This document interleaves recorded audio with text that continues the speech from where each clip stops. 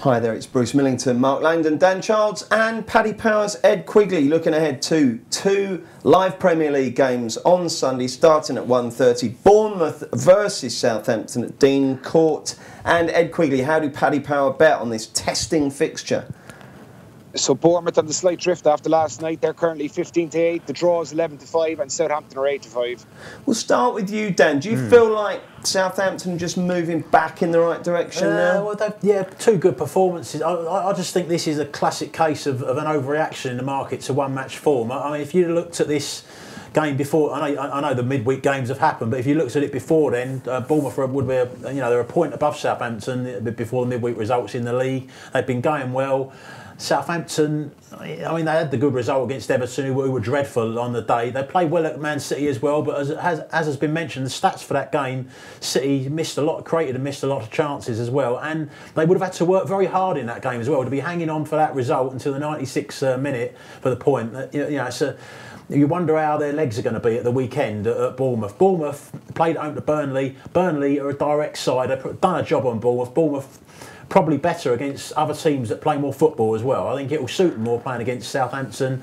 As I said, there's only 2 points between them in the league. Bournemouth home advantage, 15-8 to me, just seems a bit too big. You're going to pick the Cherries. Who are you going to pick, Mark? I'm going to go for Charlie Austin to score first, which kind of plays into what Dan was saying there about Southampton's legs maybe going in the second half. So that's why I wouldn't go for them. They started very well in a similar type of fixture against Brighton recently on TV when they scored early. I mean, if Southampton score, there are very few players that look like scoring for them, and Austin was taken out. He played long, didn't he, against City? So I think that Charlie Austin, having got the couple of goals that he did against, he could have got more as well. He could have had the beans at one point. And I think that if you're playing up front, if Southampton score, basically you're looking around and saying, well, who will score? Yeah. He looks by far the most likely. Whenever him or Gabbiadini plays up front on their own, I'd just back them, and it looks like being Austin. And what about you, Ed? I think this game is very hard, very, very difficult to call in my opinion. I've no major opinion on it, but if I had a gun to my head, I'd probably go with Bournemouth draw no bet at evens, just because they're slightly bigger and they're obviously at home as well.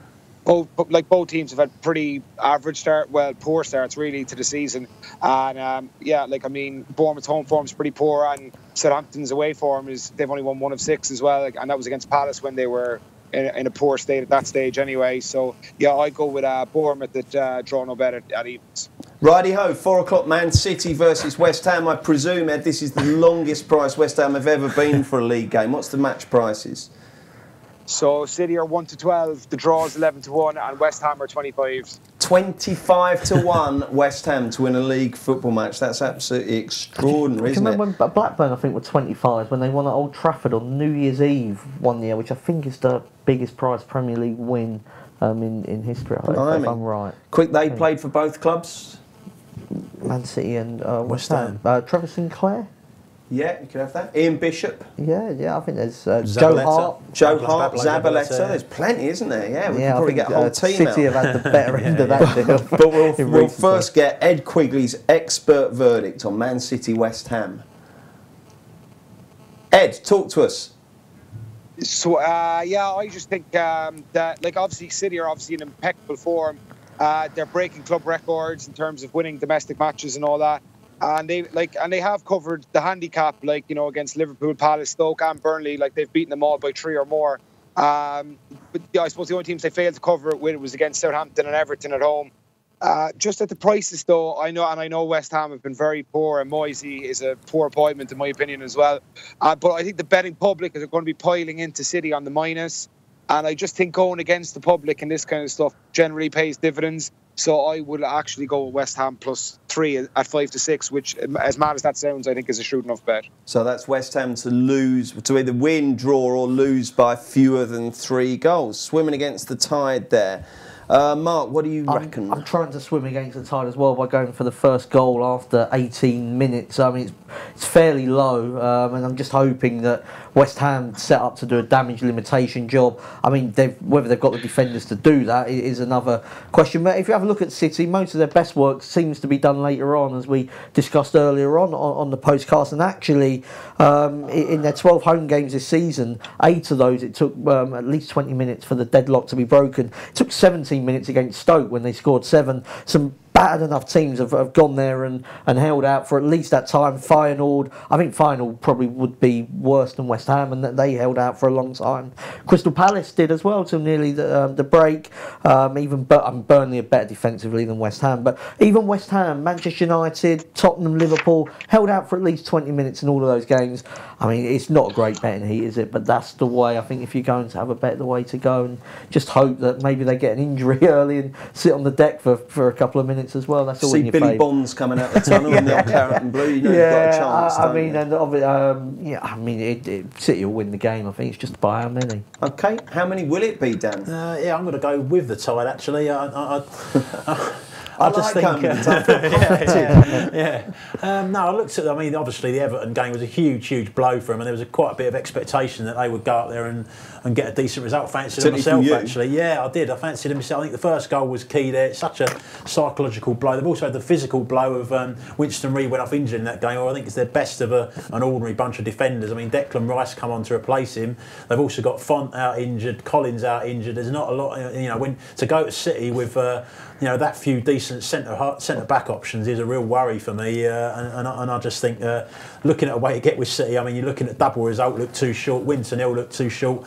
Now I come across City to win both halves, and 5 of the last 6 Premier League home games they have won both halves, including the 3-1 against Arsenal, and the price for that was 4-5. So I thought that's reasonable to take. Yeah, I like that one. Excellent stuff. Okay, let's have a little look at the Champions League on Tuesday then. So we wrap up with the group phase. A few dead rubbers, a few issues need to be sorted out. Man U have got CSKA, Celtic have got Anderlecht, Chelsea have got Atletico Madrid, and then on Wednesday we've got Liverpool versus Spartak, Shakhtar versus Man City, and Tottenham versus Apple Nicosia. Boys, one bet each for next week's Champions League, please. Dan Charles, you can go first. I'm going to go with Chelsea at home to Atletico. Although they won the away game late on, they were the better side in that match. They need a win to win the group. Their odds against 11-10 to win the game. Atletico Madrid also need a win to have a chance of qualifying, but they're also relying on Roma not winning at home to Karabag, so their chances are pretty slim. I just think Chelsea are in quite a good groove at the moment, and odds against them to win at home, they need to do to win the group is a good bet. And Simeone's head will still be turned by missing out on the Everton job. Well, exactly, he'll be devastated. Studying the Atlas, looking for Everton. Well, where is it? Mark? I'm going to go for Shakhtar to beat Manchester City. I mean, I was surprised actually that you could get, it's not much in the betting for this one. Ordinarily, of course, City would be strong favourites to win in Ukraine, but they've already qualified. They've already won the group, and they've got Manchester United on Sunday. So I'd be disappointed if I've heard of half of the Man City team, even though they've got a good squad in key areas like centre back. They haven't particularly got that many options. So I mean, surely Pep Guardiola plays an absolute reserve team in this game. Shakhtar need a point to qualify, so draw no bet. It wouldn't surprise me if it fizzled out somewhat. That makes sense. Ed, what about you? I'm going to go with Feyenoord double chance at home to Napoli. Napoli still have a chance of qualifying, but I honestly don't think the Champions League is not their MO at all. I think they're feeling pretty. I wouldn't be surprised if they make a lot of changes. They're currently 2-9, and I just can see the Feyenoord price collapsing. And Feyenoord double chance for me against Napoli. Okay, and Ed, when did you get back from your trip? You've been to Dubai, the Philippines, Hong Kong. What was the highlight? Sorry, what was that? What was the highlight of your globe-trotting adventure? It was all Hong Kong, I suppose. And I like Dubai a lot as well, but Hong Kong was amazing, and you can still get on over there and all that. So yeah, it's a top spot.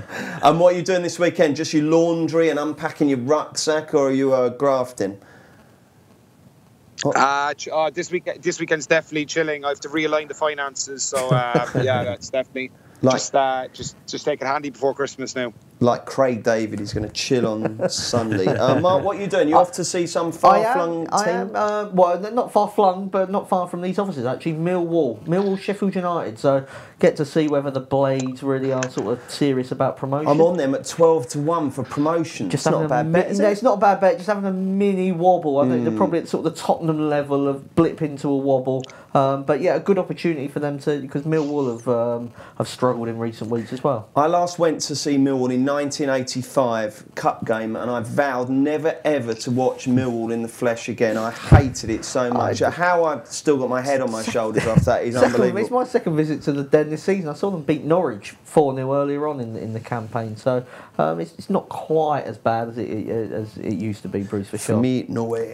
Okay, what about you, Dan? What are you doing this Child's weekend? family derby, Watford against Spurs. Of course it is, yeah. So, yeah. You actually could get half and half scarf there and mean it, couldn't I you? may well do, yeah. Yeah, I think They support both clubs. They support both clubs. You're going to that, are you? Yeah. Taking Joseph? Yeah, taking my son, who would be desperate for Watford to win. So, Brilliant stuff. Okay, chaps, thank you very much, Mark. Thanks, Dan. Thank you, Ed. We are back next Thursday. Don't forget, if you do enjoy the postcasts, do please review, subscribe and rate us on iTunes. Check out Paddy's Rewards Club. Place 5 bets of £10 or more across any sport in a week and get a £10 free bet the next week. Paddy Power, you beauty! Max £10 bonus per person per week. Excludes shop bets. Selected odds. Conditions and exclusions apply. 18+. BeGambleAware.org.